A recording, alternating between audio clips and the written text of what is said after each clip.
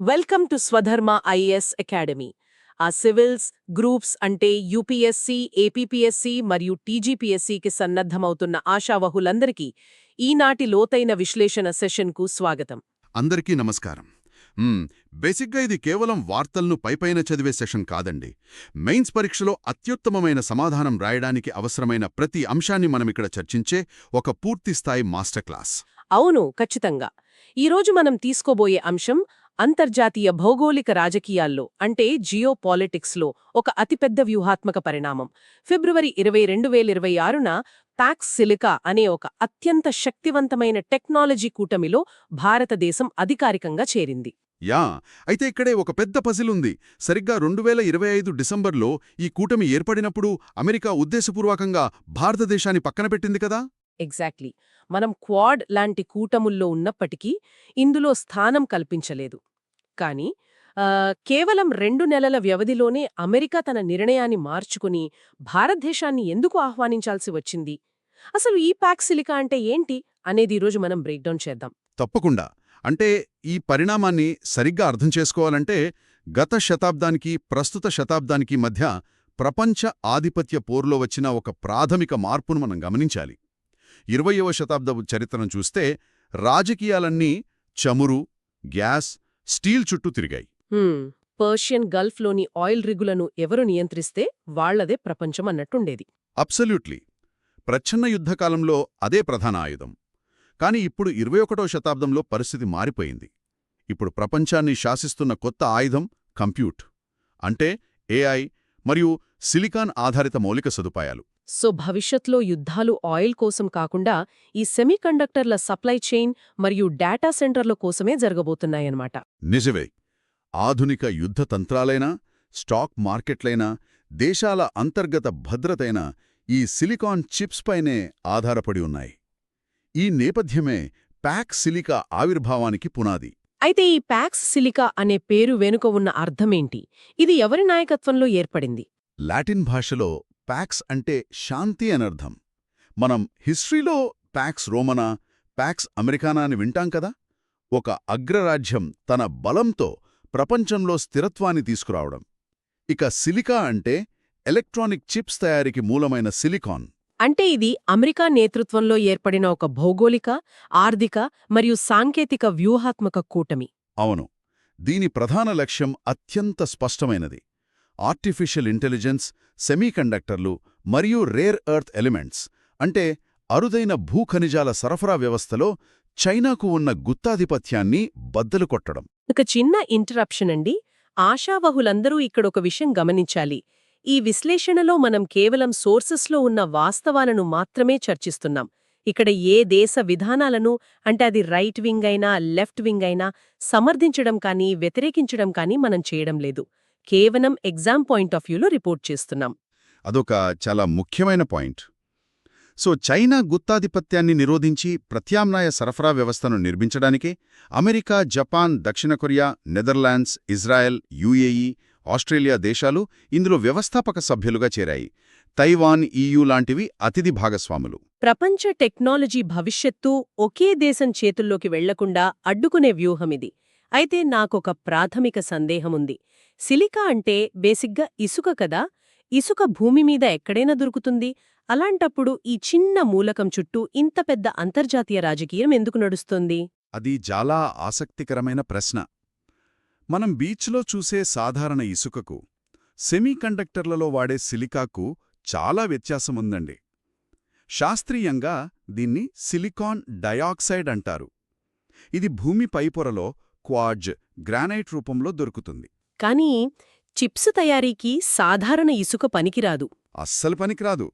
దానికి అత్యంత స్వచ్ఛమైన, అంటే 99.999% దీన్ని 99 ప్యూరిటీ అంటారు. అలాంటి స్ఫటికాకార సిలికా అవసరం. సహజంగా దొరికే క్వార్జ్ను అంత స్వచ్ఛంగా మార్చడం చాలా ఖరీదైన ప్రక్రియ. పైగా దీనికి తక్కువ విద్యుత్ వాషకత ఉండటం వల్లనే దీన్ని సెమీకండక్టర్ అంటారు కదా. కరెక్ట్.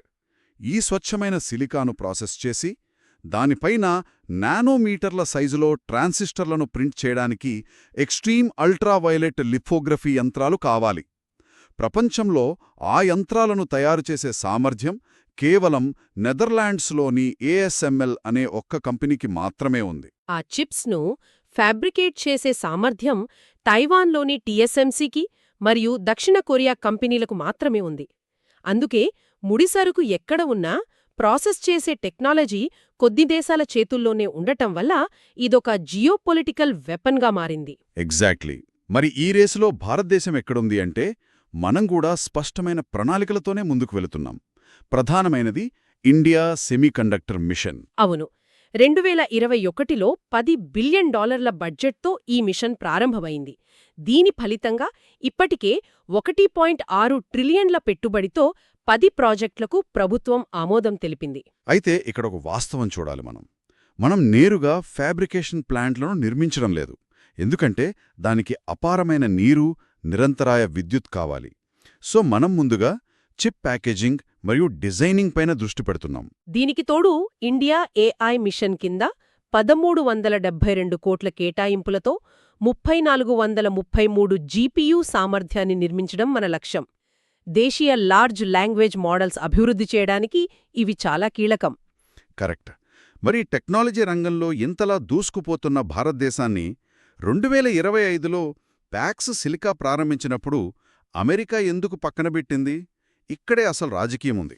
అదే కదా, క్వాడ్, I2U2 లాంటి కూటముల్లో మనకు ప్రాధాన్యత ఇచ్చిన అమెరికా ఇందులో ఎందుకు చోటు కల్పించలేదు? మెయిన్స్ పాయింట్ ఆఫ్ వ్యూలో ఈ కారణాలు చాలా ముఖ్యం. ప్రధానంగా 3 కారణాలున్నాయండి. మొదటిది ట్రస్ట్ డెఫిసిట్, నమ్మకలేమి మరియు మన వ్యూహాత్మక స్వయం ప్రతిపత్తి. మన విదేశాంగ విధానం ఎప్పుడూ ఏ ఒక్క అగ్రరాజ్యానికి పూర్తిగా తలవొగ్గలేదు. ఒక పక్క అమెరికాతో సంబంధాలు బలోపేతం చేసుకుంటూనే రష్యాతో సన్నిహితంగా ఉంటున్నాం. పాశ్చాత్య దేశాలు ఆంక్షలు విధించినా మనం మన ఇంధన భద్రత కోసం రష్యా నుండి ముడి చమురును కొంటూనే ఉన్నాం. దీనికి తోడు మన ఏఐ ఇంపాక్ట్ సమ్మిట్కు చైనాను కూడా అధికారికంగా ఆహ్వానించాం. అదే అమెరికాకు నచ్చలేదు. ప్యాక్సిలిక లక్ష్యమే చైనాను అడ్డుకోవడం అన్నప్పుడు చైనాను ఆహ్వానించే దేశాన్ని ఎలా చేర్చుకుంటామనేది వాళ్ళ వాదన. 100% తమకు అనుకూలంగా ఉండేవాళ్లే వాళ్ళకు కావాలి. ఇది భౌగోళిక రాజకీయాల కోణం. మరి రెండవ కారణం సామర్థ్యాల లేమి కదా. అవును, capability mismatch. Japan, Netherlands, Israel లాంటి దేశాలతో పోలిస్తే మన దగ్గర అంతర్జాతీయ స్థాయి ఏఐ క్లౌడ్ సెంటర్లు కానీ, ఎండ్ టు ఎండ్ చిప్ తయారీ వ్యవస్థ కానీ ఇంకా ప్రారంభ దశలోనే ఉన్నాయి. అంటే సాంకేతికంగా ఆ కూటమికి మనం వెంటనే అందించగలిగే అడ్వాన్స్ టెక్నాలజీ ఏమీ లేదని అమెరికా భావించింది. ఇది కాస్త చేదుగా ఉన్నా మనం ఒప్పుకోవాల్సిన వాస్తవమే. కాని అత్యంత కీలకమైన మూడవ కారణం వాణిజ్య ఒప్పందాల ఒత్తిడి కదా. మీరు కరెక్ట్గా పట్టుకున్నారు. ట్రేడ్ డీల్ లివరేజ్ అంటారు దీన్ని.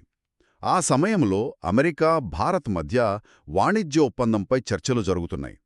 అమెరికా తమ దేశ వ్యవసాయ, పాడి ఉత్పత్తులకు భారత మార్కెట్లో సుంకాలు లేని ప్రవేశం కల్పించాలని పట్టుబట్టింది. కాని మన ప్రభుత్వం స్థానిక రైతుల ప్రయోజనాలను దృష్టిలో ఉంచుకుని దానికి ఒప్పుకోలేదు.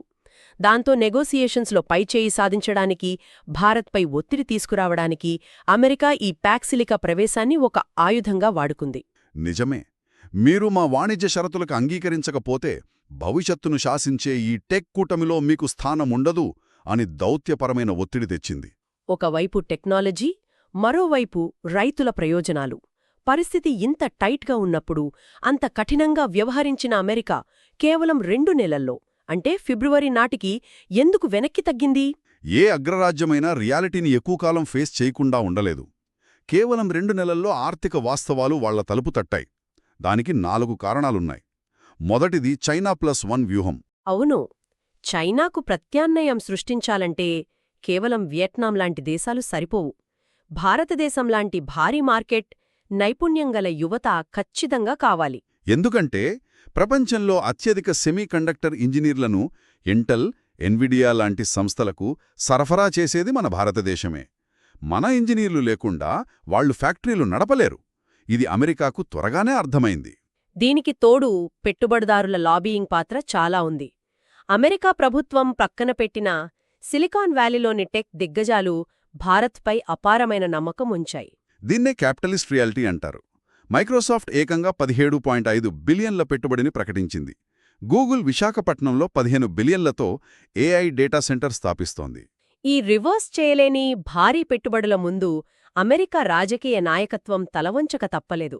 స్వంత కంపెనీలే భారత్ను ఏఐ హబ్గా చూస్తుంటే దౌత్యపరంగా పక్కన పెట్టడం మూర్ఖత్వం అని వాషింగ్టన్ గ్రహించింది. కరెక్ట్. ఇక మూడవ కారణం కన్వర్జెన్స్ ఆఫ్ గోల్స్, అంటే లక్ష్యాల కలయిక. చైనా ఆధిపత్యాన్ని అడ్డుకోవాలనే ప్యాక్సిలికా లక్ష్యం భారతదేశ భద్రతా లక్ష్యాలతో సరిపోలింది. జాతీయ భద్రత దృష్ట్యా హువావే 5G ట్రయల్స్ను, టిక్టాక్ లాంటి చైనా టెక్నాలజీలను నిషేధించడంలో భారత్ ప్రపంచానికే రోల్ మోడల్గా నిలిచింది. ఇద్దరీ థ్రెట్ పర్సెప్షన్ ఒకటే అయినప్పుడు కలిసి ప్రయాణించడం చారిత్రక అవసరం. ఎగ్జాక్ట్లీ. దీనికి తోడు నాలుగవ కారణం వివాదాస్పదమైన వాణిజ్య ఒప్పందాలపై ఇరు దేశాలు ఒక అంగీకారానికి రావడం. ప్రతిష్టంభన తొలగిపోవడంతో భారత్ను పక్కన పెట్టడానికి అమెరికా దగ్గర ఉన్న ఆయుధం చేజారింది. ఇది నిజంగా అద్భుతమైన దౌత్య విజయం. మన మార్కెట్ మరియు మానవ వనరుల బలాన్ని ఉపయోగించి మనం కూటమిలో ప్రవేశించాం. అయితే ఒక సివిల్స్ ఆశావహుడిగా ఈ పరిణామాన్ని కేవలం విజయంగా చూడకూడదు. ప్యాక్సిలికాలో చేరడం వల్ల మనకు భవిష్యత్తులో కలిగే వాస్తవిక ప్రయోజనాలు, అలాగే సవాళ్లు ఏంటో విశ్లేషించాలి. రేర్ ఎర్త్ ఎలిమెంట్స్ కోసం మనం 93% చైనాపైనే ఆధారపడుతున్నాము. ఇది జాతీయ భద్రతకు ప్రమాదకరం కదా. ప్యాక్సిలికా ద్వారా మనకు జపాన్, అమెరికా లాంటి దేశాల నుండి ముడిసరుకు, ప్రాసెసింగ్ టెక్నాలజీ అందుతాయి. అవును. ఇది మన ఖనిజ్ బిదేశ్ ఇండియా లిమిటెడ్ అంటే కాబిల్ మరియు నేషనల్ క్రిటికల్ మినరల్స్ మిషన్ లక్ష్యాలను సులభతరం చేస్తుంది. భవిష్యత్తు సాంకేతికత అయిన 2 నానోమీటర్ చిప్ల తయారీలో నాలెడ్జ్ ఎక్స్చేంజ్ జరుగుతుంది. ఇది చాలా పెద్ద అడ్వాంటేజ్. కానీ సవాళ్ల మాట ఏమిటి?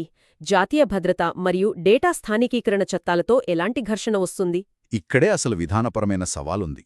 భారత ప్రభుత్వం పౌరుల డేటాను దేశంలోనే ఉంచాలని, స్థానిక సర్వర్లలో భద్రపరచాలని డేటా లోకలైజేషన్ చట్టాలు తెస్తుంది. కానీ ప్యాక్సిలికా కూటమి మాత్రం సీమ్లెస్ డేటా షేరింగ్ను కోరుకుంటుంది. అంటే డేటా మార్పిడికి అడ్డంకులు ఉండకూడదు అని వాళ్ల వాదన. ఇక్కడ ఖచ్చితంగా ఘర్షణ వస్తుంది.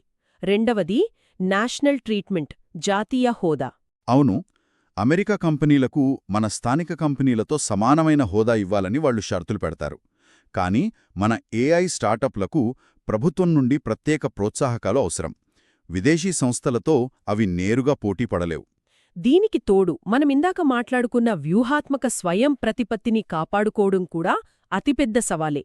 అమెరికా కూటమిలో ఉంటూనే చైనా, రష్యాలతో సంబంధాలను బ్యాలెన్స్ చేయడం కత్తిమీద సాములాంటిదే. ఖచ్చితంగా. ముగించే ముందు నేను విద్యార్థులందరూ ఆలోచించడానికి ఒక కొత్త కోణాన్ని వదిలిపెట్టాలనుకుంటున్నాను. ప్యాక్సిలికాలో భారత్ చేరడం కేవలం సాంకేతిక విజయం కాదు. ఇంత శక్తివంతమైన గ్లోబల్ టెక్ సప్లై చైన్లో భారత్ భాగమైన తరువాత చైనా మన సరిహద్దుల్లో మునుపట్ల దూకుడుగా వ్యవహరించగలదా? ఎందుకంటే భారత్పై దాడి జరిగితే అది యావత్ ప్రపంచ టెక్ సప్లై చైన్పై జరిగిన దాడిగా పరిగణిస్తారు. అవును. అంటే సాంకేతిక ఏకీకరణ అనేది భవిష్యత్తులో మనకు సైనిక భద్రతకు ఒక కవచంలా మారుతుందా? ఈ ప్రశ్న చుట్టూ విద్యార్థులు మరింత లోతుగా ఆలోచించాలి. చాలా అద్భుతమైన పాయింట్. ప్యాక్సిలికా ఆవిర్భావం, భారత్ చేరిక వెనుక ఉన్న భౌగోళిక రాజకీయాలు, సవాళ్లను మనం సమగ్రంగా విశ్లేషించాం. భవిష్యత్తు టెక్నాలజీ రేస్లో భారతదేశం పోషించబోయే అనివార్యమైన పాత్ర స్పష్టమైంది. Stay committed to your preparation, duty, discipline, rank. Thank you for joining us, and don't forget to like, share and subscribe to Swadharma IAS Academy.